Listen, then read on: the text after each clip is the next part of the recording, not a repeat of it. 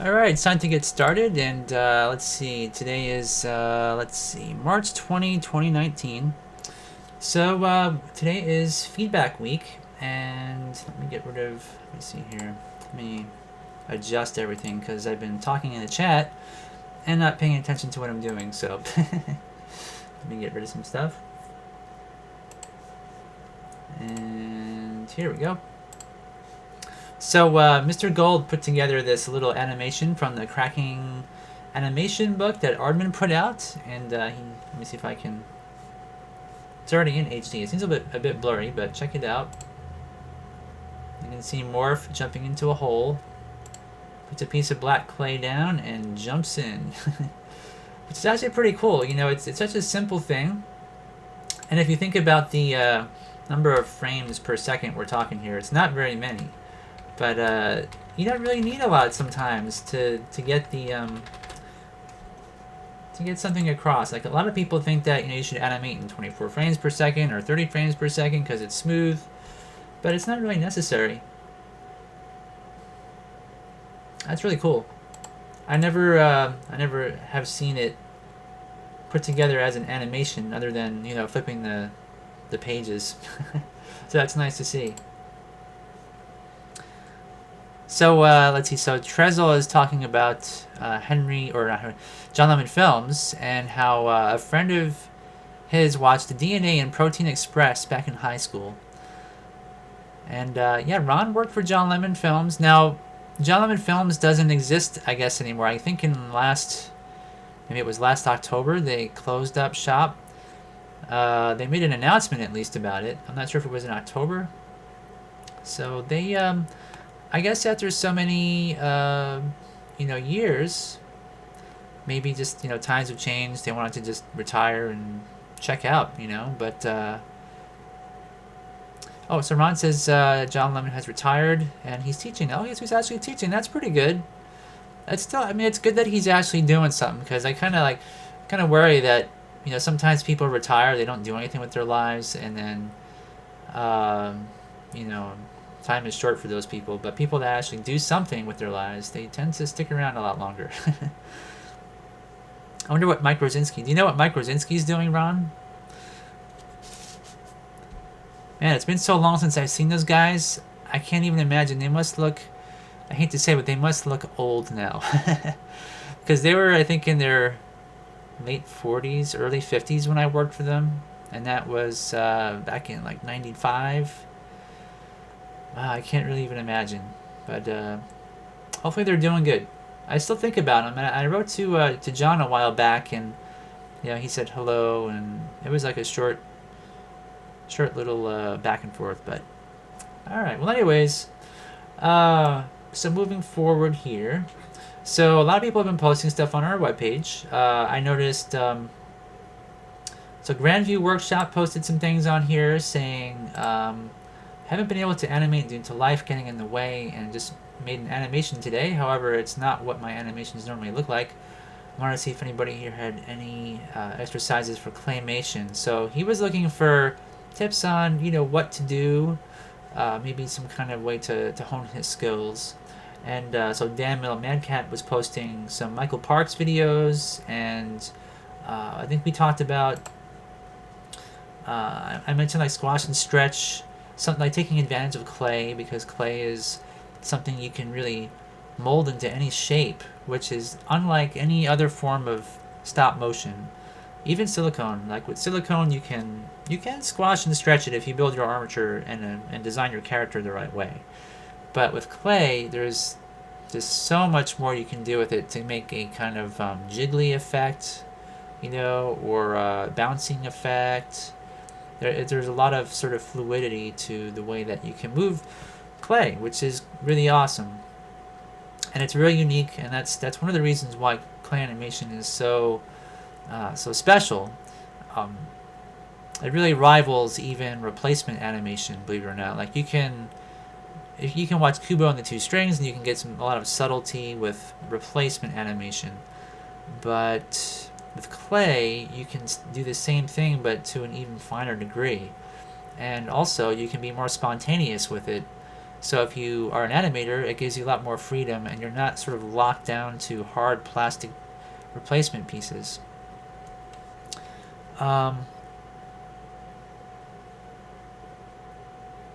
So Animatas is saying, I can, you know what, Animatas, maybe you could post that when I make the new thread for the next feedback week. Post a link to that video that you made, and we'll show it. I don't really have time to go in there and find it tonight, but we can definitely do that for the next feedback week, because that would be fun, and your work is getting even better, so it'll be fun to check out. And so Ron says, I have no idea what Mike is doing, but that's because I'm a newcomer to that group of people. Yeah. I mean, I'm not really a newcomer. I've I worked with them several times, and I don't even know what's going on. But it's been so many years, we've kind of fallen out of contact. And but anyways, it's just a lot of cool stuff here being posted, and I think so. Violet Crabtree, posted the question last week about blacklight sensitive modeling clay, and there's all these different things that are you can buy, which give you a lot of creative ideas of what you can use them for. So for example, I noticed on Amazon they've got these ultraviolet powders, pigment powders. Some of them will glow in the dark as well, so you use a flashlight on them and they'll glow. And so I'm working on, I 3D printed a 9-inch long Star Destroyer model, and I'm gonna be I actually printed out one last week, and I painted it up for my nephew and gave it to him as like a gift. And then so I made another one that's even bigger, and I was thinking that I could take some gloss coat and mix in some of these glow in the dark UV pigments, which they're ultraviolet sensitive, but they're also glow in the dark. So they come in like different colors, like blue and yellow and pink and orange. So I was thinking I could take some gloss coat and mix in little bits of this stuff. And I guess, let me see here, I can probably open this up here. This is not the brand that I would go with. This is not actually glow in the dark. Let me see here, we can do a quick search, like glow in the dark pigment powder. So you can see here kind of what this looks like. And so I don't have a way to put fiber optics in the model, so I was thinking of mixing some of this with some gloss coat or some maybe some dull coat that I've got, and then literally putting little dots of it all over the Star Destroyer model, and then if you turn out the lights, it looks like there's lights inside of it. So you know what? I didn't take pictures of the one that I painted for my nephew. It came out really good. I airbrushed it and hand painted it and everything, and I made a little stand. Never took a picture, but that's okay. I'm going to make another one for my son. It's going to be for my son, actually. He doesn't know it's for him. I'm like, don't touch that. That's mine, trying to make him think it's not for him, but it's actually going to be a surprise. But, so anyway, I just think it's going to be kind of cool. I'm thinking of buying some of this pigment powder, and there's one brand that I saw that had really good reviews, which I don't see here, unfortunately. But anyways, where is it? I wanted to show you guys, but here's some examples of what you can do with it. This is actually glow-in-the-dark sand. So I don't think I can use this in particular, but check it out. Isn't that neat? So if you have a model kit and you want to put little windows in there that light up, this is one way to do it. So anyways, yeah, it's just so much fun. So many things you can do with different materials. But it is feedback week, so we're going to move forward and we'll talk about some more of that stuff later. So this is our 8th feedback week, and so Acting23 is a new member to our site, if I recall, and he was saying that he has a channel that's devoted to stop motion, and it is Amatus Studios, so AMATUS Studios. And he says, "Hey guys, this will be my first stop motion video using a human and props. I had a lot of fun making this one and I hope you enjoy it. I love comments, and if you like what you see, then please subscribe and join me on this crazy adventure. This story can be seen in different ways, but to me, it's the motionless motion of the day. Thank you, Amy Worth, for being my actress." So he used a G6 Android phone. He used Amy and Stop Motion Studio Pro. So I'm going to subscribe. You guys might want to subscribe as well. Maybe like, kind of help him out a bit. And he's got an Instagram, Facebook, and SoundCloud. So you can... He's actually a musician, I imagine, and that's why he's got the SoundCloud. And this is an original song that he put, I believe, as well on this. So I don't think I'll get flagged for anything from YouTube. But here we go.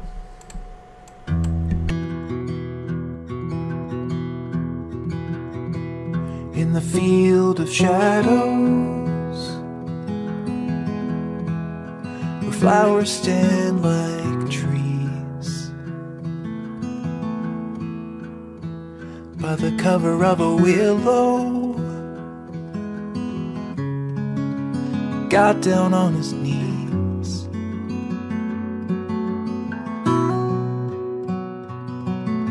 He buried all of his hopes and dreams there beside a quiet stream, and waited for the summer to make him bloom.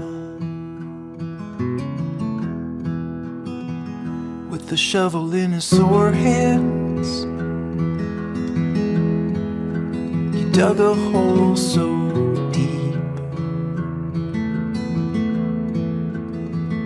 took his dream plans and set him down to sleep.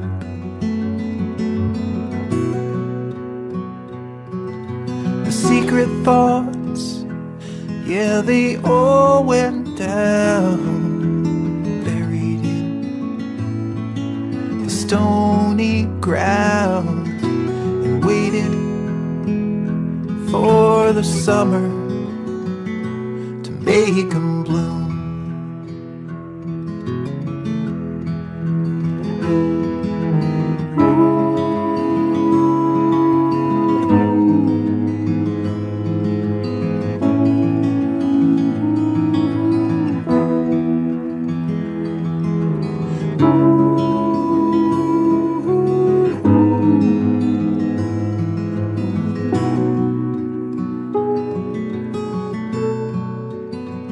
Maybe hope is shallow, 'cause nothing ever grew. The ground laid fallow, only dirt beneath his shoes.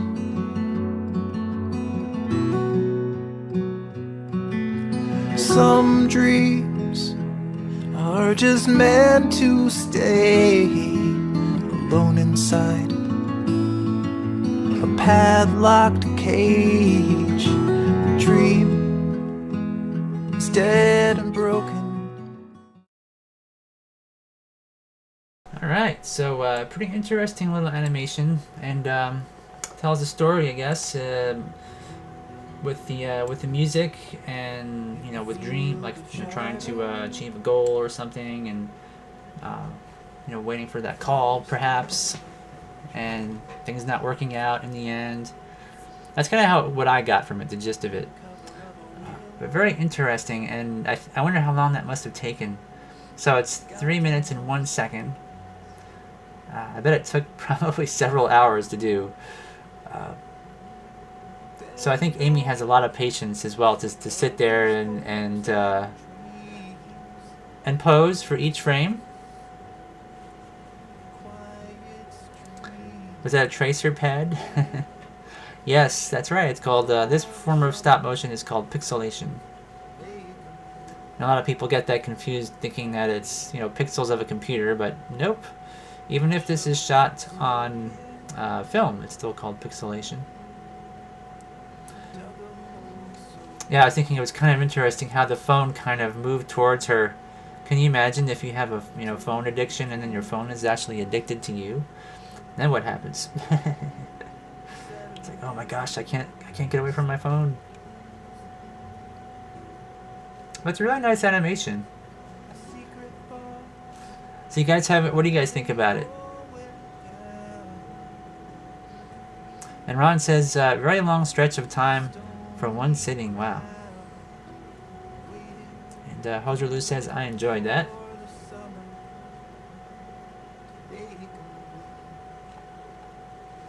Yeah, Mr. Gold? And Hoserlu says the song in particular was good. Yeah, he's a good musician, I think. I don't know how some people can play guitar and sing at the same time. That's like, you know, walking and chewing gum at the same time. Some people can do it, some people can't. I'm one of those people that cannot do that. So it's a mystery to me how people can do that. So Animatala says, the greatest pixelation movie, I would say it's The Secret Adventures of Tom Thumb. Yes, that's a really good one. And he says, I would say as well that the glass was a nice touch. Yeah, that's pretty clever, that part.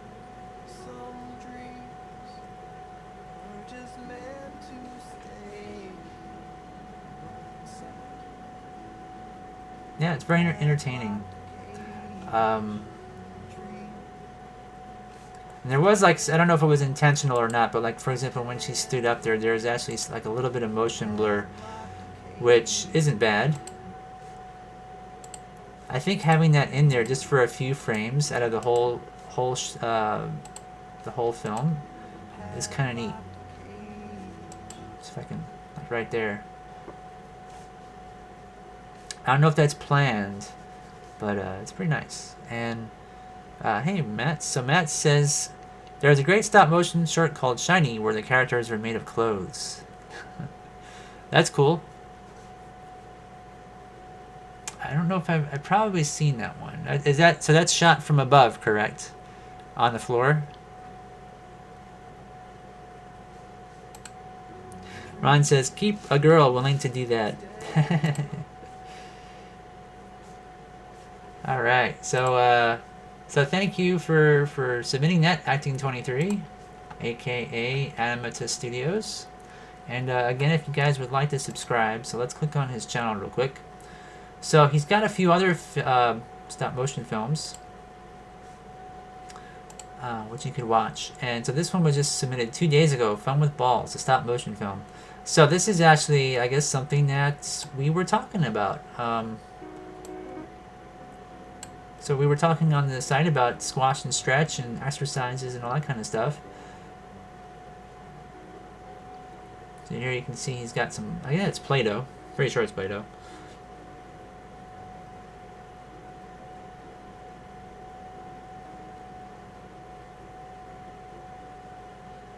Kind of rolling around.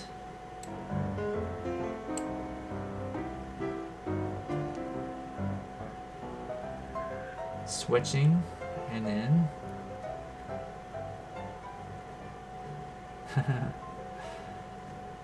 that's pretty cool. This is pretty much how, you know, most of us stop motion animators, if you think this is really simple to do, it takes a lot of thought to work out even something like this in stop motion, and it's really great that people aren't afraid to just do something simple and follow through with it. And then you learn it's really not, because you know, planning and coordinating things like this. Yeah, I remember when I was first starting out. I used, like, you know, cans of beans. I used, you know, stuff lying around, wooden mannequins, things like that. Which actually, he's got one right there. It's very similar to what I've done, and so I can completely relate to that. And Yeah.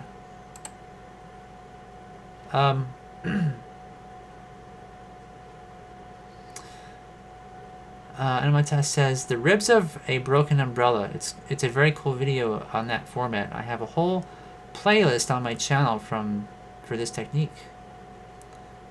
Ah, okay. Yeah.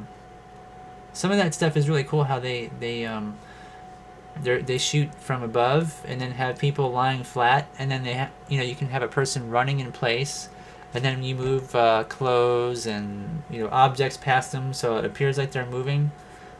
There's been a few people that have made films like that, and you need a big space to do it. Gotta get your camera up high and somehow mount it. All right, so moving forward here, make these kind of big. So I want to talk about how you can paint models. And so model kits are something that are used, have been used in stop motion films. And so I'm going to show this clip of from. Now this has been edited, so this is kind of funny. This is not the original cut, obviously, when you see it, of the ATSTs in Return of the Jedi. So Phil Tippett and I guess Tom Saint Amand. Tom was the guy who built the armature for this, and then of course it was a team effort at ILM to make these models animatable. Sometimes they call them chicken walkers, they call them ATSTs. They were around, I think. My nose is acting up. They've been around since I believe Empire Strikes Back was the first time that they had a chicken walker, but the design wasn't the same. And here they have Chewbacca killing Han Solo. He blows everybody up. It's kind of funny, but I think the models were probably around, I want to say, 24 inches tall. They were pretty big sized, and they were built, from machine parts and models and casts of models and whatnot to make duplicates.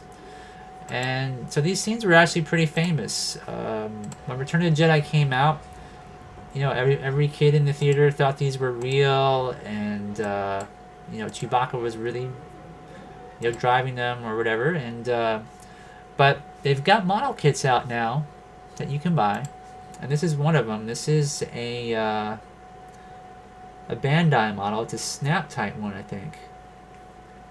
And so this guy here is Andy's Hobby Headquarters, and he's got 133,000 subscribers. He's got a lot of tips on how you can paint stuff, which this applies to pretty much building sets, and not just models, but set building. Painting trees, painting houses, painting cars. If ever you watch the Aardman films, they use quite a bit of car models, surprisingly, which are made from styrene plastic usually, and acrylic and all that kind of stuff. And airbrushing is one of the things that is integral to making those things look nice.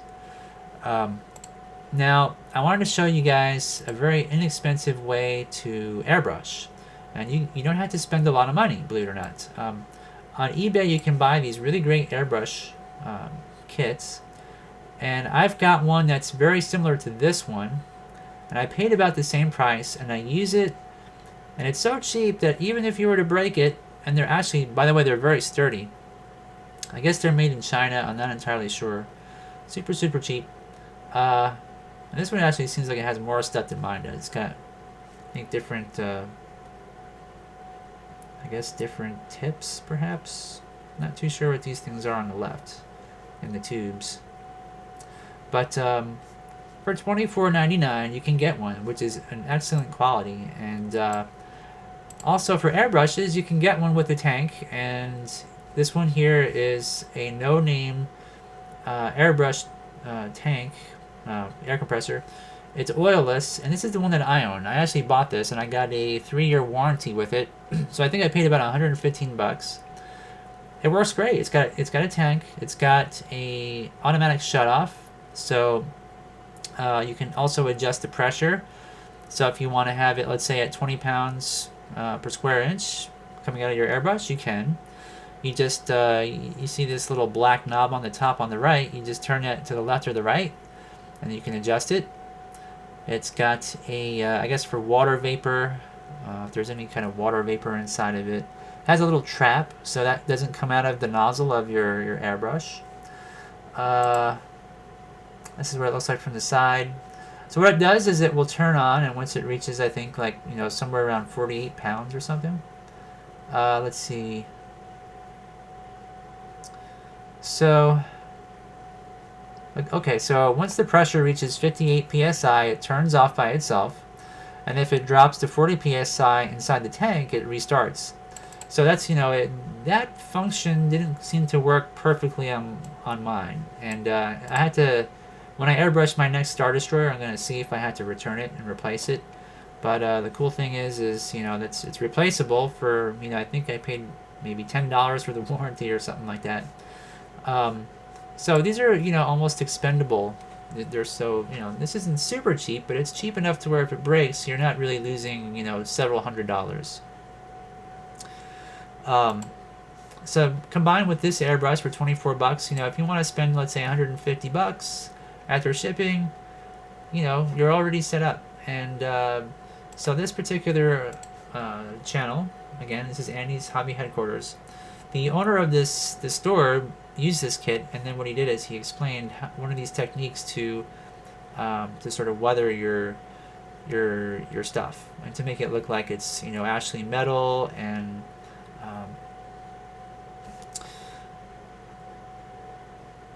so let's see here.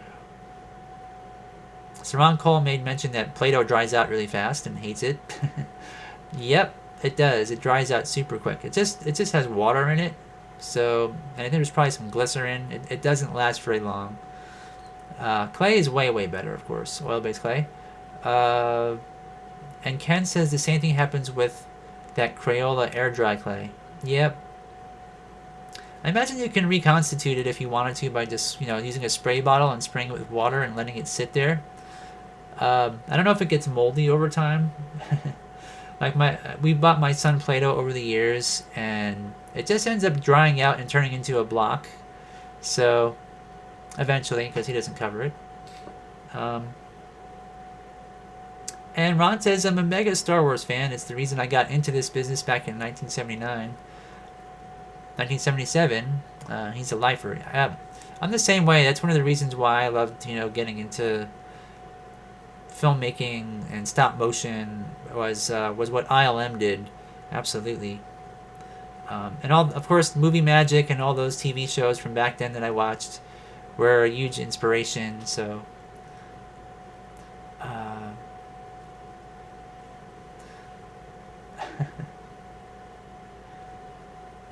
so it's been a while since you've seen the original trilogy. How's really? Yeah, it's fun to revisit those. Hey, Randy. Alright, so anyways, I'm going to play this now. This isn't super long, I guess, the part that I want to show you guys. Probably runs about maybe 4 minutes. But this technique I've noticed watching videos on the internet is used by a lot of modelers, and you'll see why, because the effect is nice. So let's check it out. Okay, I've got all the detail sanding done on the kit. I haven't glued any of the parts together other than a few of the parts of the leg just to keep it stable, but it seems to be pretty stable just the way it was right out of the kit. Now, I am using the base as a stand for it. I plan on putting in something else later on, so it doesn't matter if we get overspray on the base. But the first thing we're going to do is we're going to put a coat of NATO black on it to give it its nice shadow coat.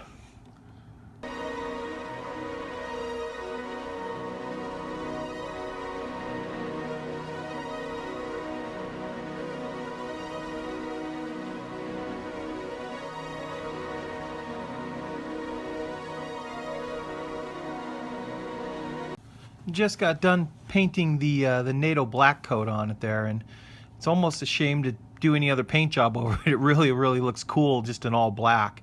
But we are going to go ahead and use our white to fill in some of the panel areas so we can do our black and white effect.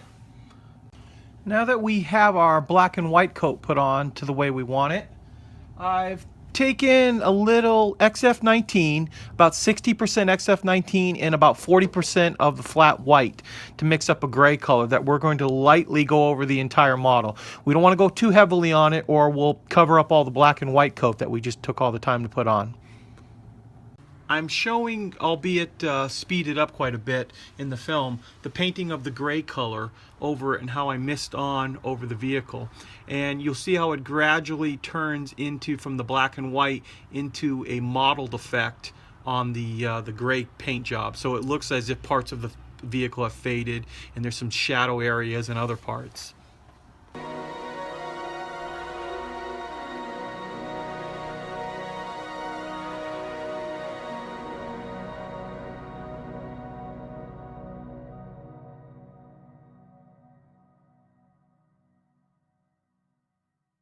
Wanted to give everyone a little 360 view of the way the paint job came out. Now after the paint dried, I went and sprayed it with a lacquer clear coat, or actually dull coat, to seal in our paint job. But I'm very happy with the way that the black and white coat came out. There is quite a bit of difference in the tones and there's a lot of faded areas and stuff, but I wanted a vehicle that was going to look kind of used and kind of, you know, worn, and it's been out somewhere for a while. So now what we're going to do is we're going to take our squeaking grime and some other rust and some things like that and kind of beat it up a little bit more. I wanted to try the enamels to start doing our... Alright, so it's actually what he did is he used two different colors, black and white.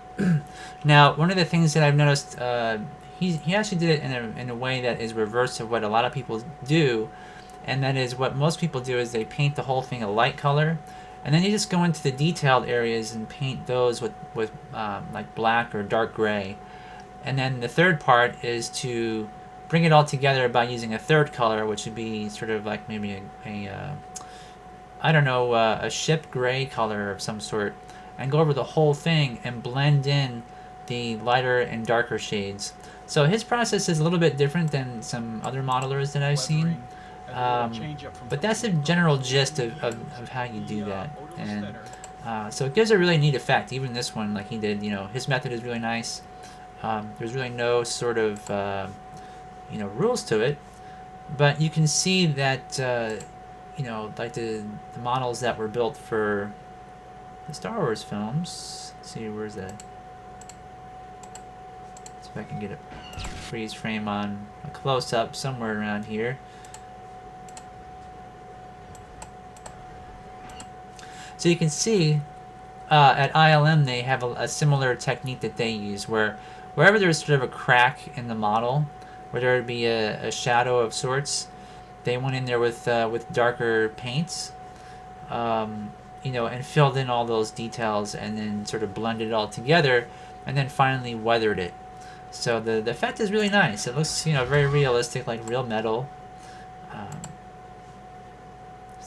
Here's the other side of the ATST. You can see there they've like streaked it with perhaps an airbrush, or just using some paint thinner and some black paint or something, and just kind of streaking it with that. That looks really good, and you can sort of see, you know, a similar look to this one. And of course he goes on to use browns and rust, and some people use, like, if you want rust, they'll take cinnamon and kind of dust it over their paint job. So there's just a lot of different effects and things you can do to make things look weathered and outdoorsy. So if you have any kind of model cars for your stop motion characters, like I said before, or a bus, or a rocket ship, or anything like that, you know, these are techniques that are, you know, you can find tons of these tutorial videos out there. But this particular channel, I just want to sort of, I don't want to say promote, but Andy's Hobby Headquarters just has really good tutorials on, I'm not sure what the guy's name is, unfortunately. I wish I could tell you guys. But you can see he owns this hobby shop, and he's got tons of models, and he builds these quite often. Let's see here. So I think just 4 days ago he posted a model, and so it looks like in 1 month, it looks like he does like a kit per week that he posts. Yeah, maybe a kit per week, maybe 2. It's got dioramas and things. So tons of tips in here on how he does all that stuff. Looks like he's got 3D printing as well that he's using. It's got airplanes, all sorts of stuff. And speaking of that, there was a link I did post as well on our website. And there's another channel you guys might be interested in. And this is Tom's Modeling in Motion. And so he's a modeler who, he makes all kinds of models. But the way that he does it is to literally animate the model being put together in stop motion. So it's a combination of model making, stop motion, and also to some degree storytelling as well. He kind of tries to tell, like at the end of this one, he's got a little video that shows, some fake historic footage, perhaps, of a Sopwith camel flying around in battle and stuff like that. So kind of neat.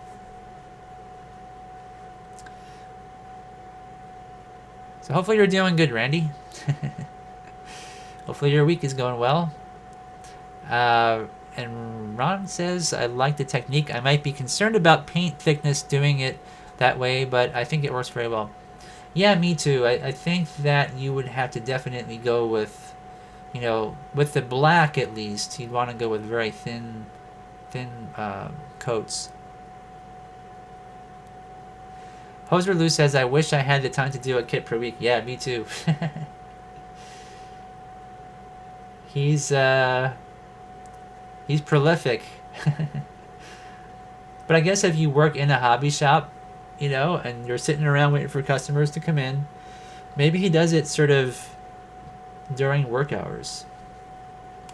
I mean, unless maybe he doesn't have a lot to do. Or maybe it's just a hobby business. Like some people own businesses, they have 2 businesses, and then one brings in the money and the other one is just for fun, and then they kind of just play around. I actually know somebody that owns a comic book store, and he also works in construction, helping to build like these facade pillars that are outside of like strip malls and stuff. So they have like a textured brick pattern, or literally like a sculpted pattern in different kinds of gypsum and stone and stuff. And he does mostly that kind of stuff, but his hobby business is comic books and collecting and that kind of stuff, and he just kind of does it for fun and doesn't really make a lot of money at it. So maybe it's a similar thing going on there. So this Tom's Modeling in Motion is the name of this channel, and he's got like a lot of these videos of model kits being put together all exactly in the same way as you're seeing here, which must take him an immensely long time to do. I mean, check that out. Like, he's kind of making it like a magic trick, right? Where the hand goes by, and then all of a sudden the control panel is all painted, and there's dials in there. And isn't that cool? I mean, so it's kind of joining together the love of stop motion and model making. And I can't really imagine how the heck he did most of this stuff, because I don't know if did he have to like shape all these pieces of wood and bend them, or are they pre-bent? Like, I don't know. I've never tried to build a model like this, but it seems really nice. It seems like a historically accurate kind of thing where they've actually used plans and laser cut wood and whatnot to make like a see-through sort of model. It's almost a shame to cover up all that he's building. I mean, if I were making a model like this, I might cover half of it and then leave the other half uncovered so you can see what goes into the inside, So Randy says, this week is going fine. Last week I worked in Chicago for 3 days, but got snowed out of Denver by the crazy storm last Wednesday and got stuck in the Windy City for a couple of extra days. Oh no. Hopefully you didn't have to sleep on the floor. Sleeping on the floor of airports is never fun. Or, use all your the money that you made on your job to pay for a hotel or something. So I got to go to the Museum of Science and Industry. That's a cool thing. Wow, cool. My wife's been to Chicago. She had to go there for immigration purposes. They had like a biometric thing that she had to do before she became a citizen, and she drove up there with all of her friends. I think it took her like 9 hours, 9 hour drive. I mean, you could. I imagine if you drove from Denver, how long would that take? Maybe what, 13 hours, something. No sleeping on the floor. The company puts us up in a hotel. Oh, that's nice. That's really cool. That's really nice of them. That's a good company, whoever it was.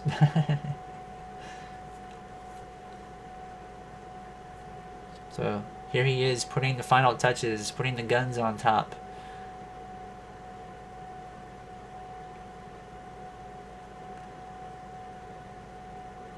And there's the engine.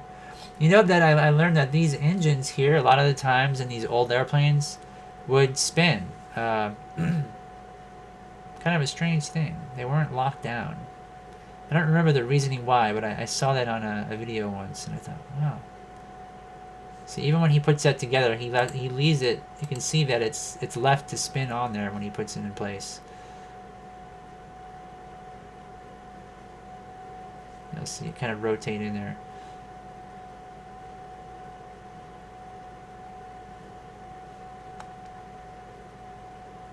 And there's the wheels. Looks like real rubber wheels. So these kits here have to be really expensive. All those parts. I guess this is the propeller.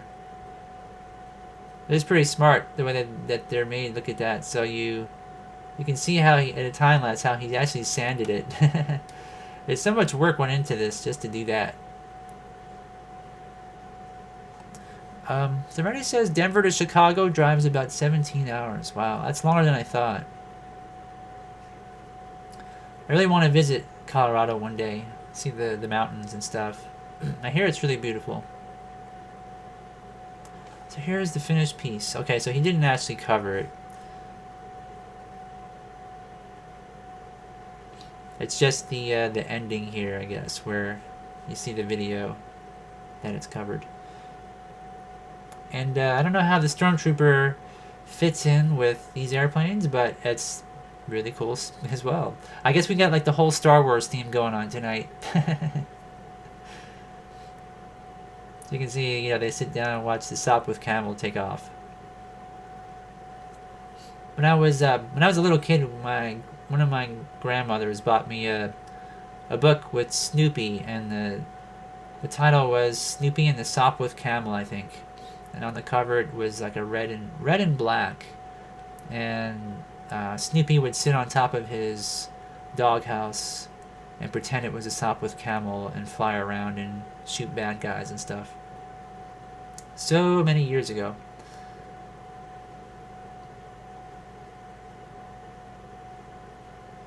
Oh, okay, this guy's name is Todd Grigot. Okay, Tom Grigot. Very neat. So, again, like I said, if you guys want to watch more of these kind of videos, it's Tom's Modeling in Motion. And I'll just show you guys what he's got here real quick. Click on the Videos tab. And you can see we've got like a flying fortress. We've got a Save the Dornier, DO27, so it's in stop motion.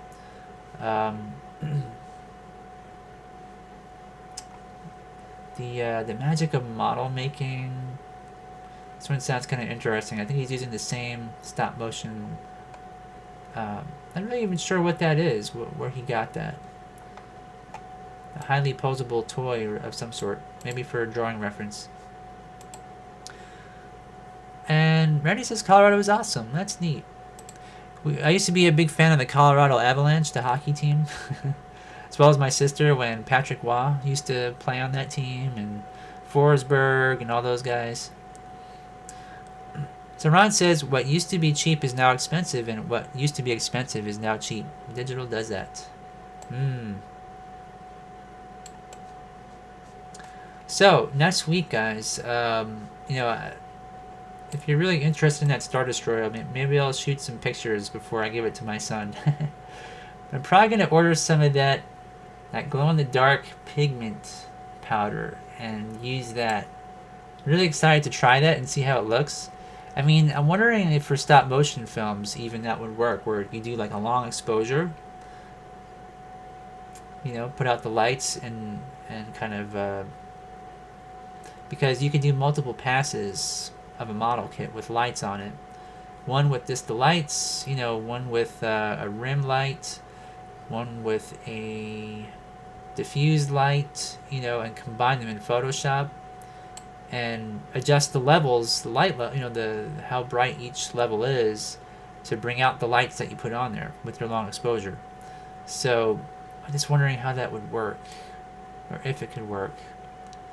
I think the problem would be getting consistency between frames if you do a long exposure using glow in the dark paint versus, you know, LEDs or fiber optics.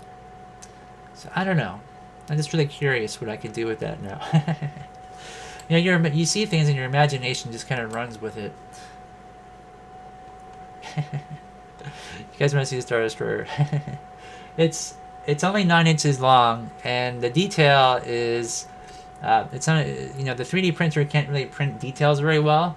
So when I paint it, it has to be somewhat like of an impressionistic style. And I'll probably have to add some details with my airbrush, but we'll see. Randy says, I've run camera for a few Avalanche hockey games. Following a puck on a 5-inch black and white screen is a tricky thing because it's about 2 pixels in size. Ooh. Yeah, I guess you kind of had to tune into the players and where they're looking. And there are some slap shots that are so fast. Who was it? Was it Al McInnes that had the fastest slap shot from the St. Louis Blues? I can't really remember. But I think it's McInnes with the fastest slap shot. And man, there's been people that I think was it not Adam Foote? Adam Foote was on the Avalanche, but who was on the St. Louis Blues? He got hit in the chest with a slap shot and it knocked him out. Like stopped his heart and stuff. So Ron Cole says fiber optics are best, but labor intensive. Yeah. And it's for my son, and I don't know if he's gonna like drop it and play with it and, you know, ding it up and stuff. So I'm not gonna really spend a lot of time trying to put fiber optics and all that. And besides, it's got 24% infill, so I can't really put fiber optics on the inside anyway. But definitely glow in the dark paint would definitely, you know, that would work. And I'm even thinking, because they have the different colors, so they've got blue, green, yellow. I'm thinking in the back where the engines are, I could airbrush the exhaust. What do you call them? The nozzles on the back. You know, kind of airbrush that and get a glow that is more concentrated in the center, so it looks more like, you know, real fire. And then underneath, I think they used more blue lights, where you captured the tentative 4, is it called? I think underneath there where they suck all the aircraft in there, or the ships in, is blue, and then the lights on the outside are yellow on the real one. So I'm gonna use a different combination of colors probably. I don't know. There's just so many cool things you can do. So anyways, we got about 10 minutes left. So we've talked about model kits. I showed you guys this 0.0 1/5 horsepower airbrush compressor. Again, this is like the cheapest way to go. If you want to get an air compressor for airbrushing, less than $100.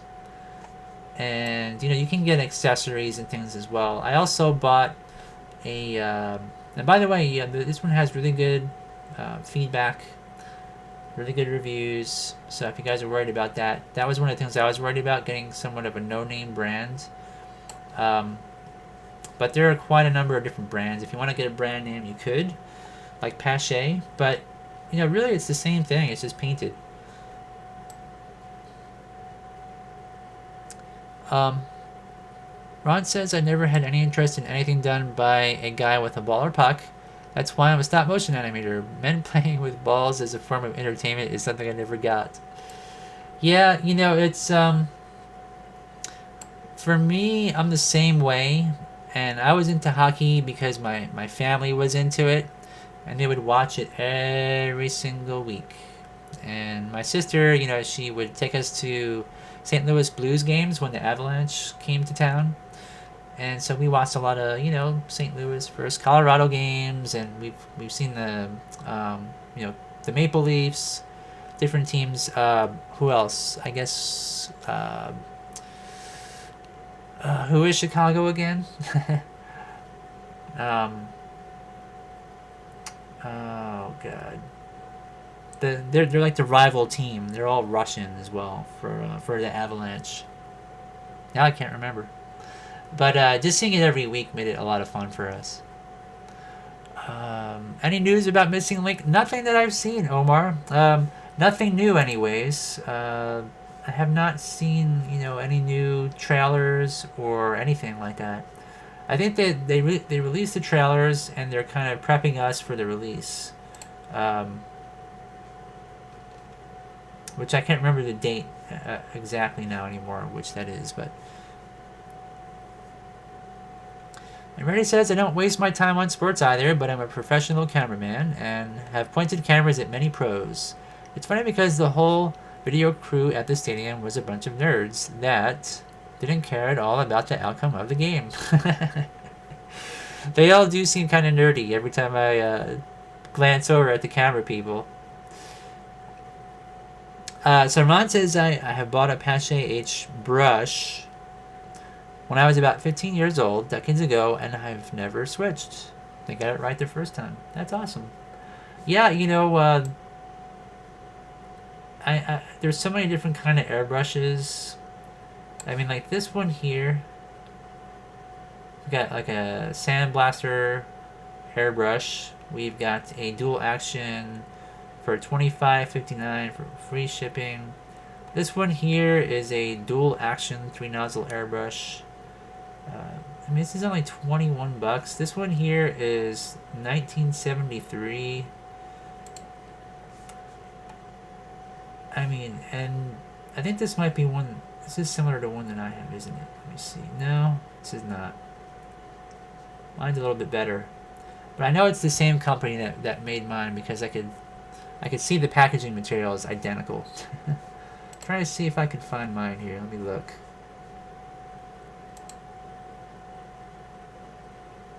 Wow, look at this. This is... So, speaking of inexpensive, they have a portable 3 airbrush compressor. Dual action. Look at this. So, this is how cheap airbrushing has become. We've got 3 airbrushes, right? So, mine is the one on the bottom right side. That's my airbrush that I bought. I paid like $20. Works excellent. Really, really good. This one comes with, well, okay, so this one doesn't have a tank. This is just a compressor. So this is not really the greatest thing in the world, but still. Look at that. It's 3 airbrushes, an air compressor. You get a hose. Actually, you get 2 hoses. You get one for the gravity feed and one for the other type. And I mean, how can it be that cheap, right? How can it be that cheap? And these are not bad quality. I mean, I think this is the same as my air compressor, but it doesn't have an air tank on it. It's got the hose. Yeah. So anybody can afford this, for the most part. We even got this here. I mean, yeah, eBay has so many cheap things. Look at this. This one looks pretty good as well. This one has the actual air tank on there. So again, this is the no-name brand air compressor. People just put their name on it, sell it for different prices. This is for maybe more heavy-duty applications. Yeah. So cheap. Super, super cheap.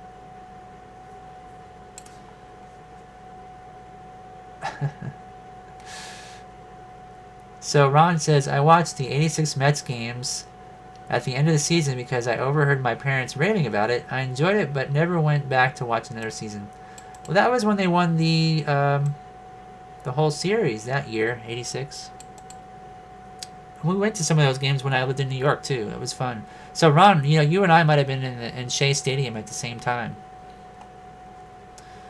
Randy says, why are the paint cups on airbrushes always open on the top? I tried using one, but I kept waiting to turn it at an angle that would spill. Yeah. Well, you know, you're supposed to have a little cap. They usually come with caps that go on the top. Let me see here. So you can see like this one here on the left. It does have a cap, and it pops off. So if you do tilt it, hopefully it won't spill out. And Ron says prices have leveled off or lowered. When I bought my brush back in 1985, the brush was about $40 and the compressor was about $75. We have frozen in time.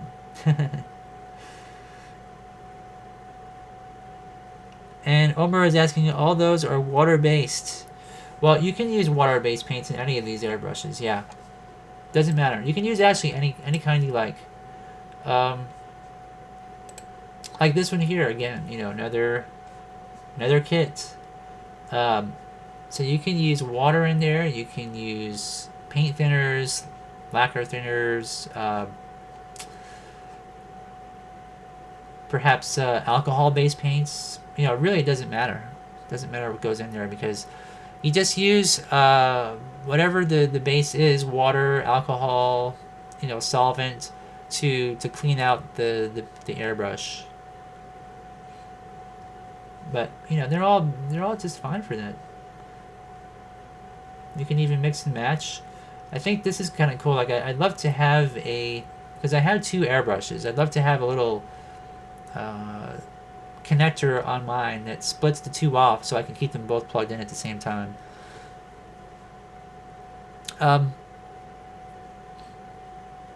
Randy says, my dad found me an airbrush at a garage sale for like $1. I've used it 3 times and I'm over it. Really? Yeah, I mean, if you don't have a real use for one, it's kind of, yeah, no big deal, right? But if you're making model kits or painting sets or, you know, props and things, and you want to have it look pretty nice, I mean, it does work well. Gives it a nice look. And Ron says, I use clay as a cap on my cup when it's needed. Really? You're not worried about it, like a little piece going down inside there? I'd be worried about that. And Weeby says the reason why it's on top, because it's a gravity feed rather than a suction feed. You can use a thinner paint with a top feed.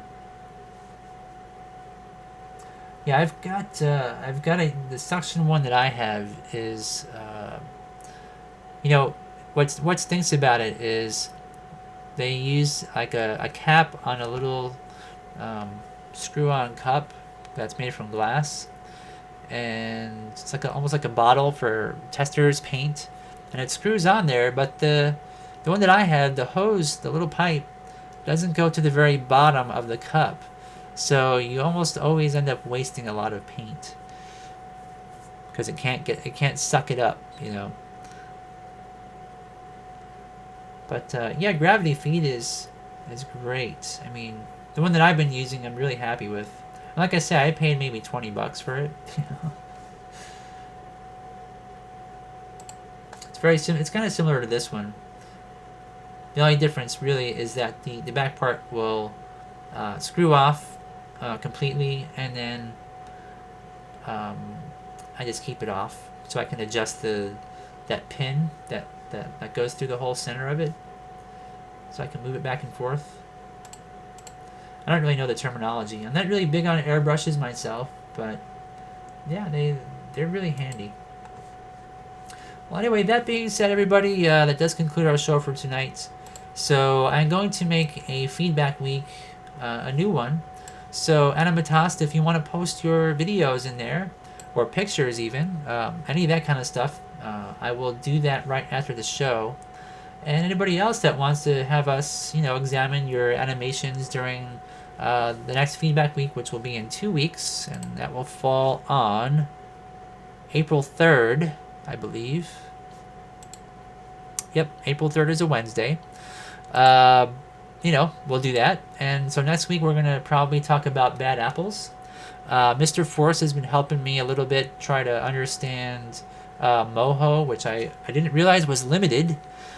We found out the hard way that you can't do as much as I thought I could, but we found a way around that, and I've learned a little bit about how to animate and add bones and all kinds of stuff in that program. So I'm probably going to share that with you guys next week, at least for maybe the first half of the show, and we'll take it from there. All right, well, anyways, I will see you guys all next week. Thanks for stopping by, and good luck with your animation projects.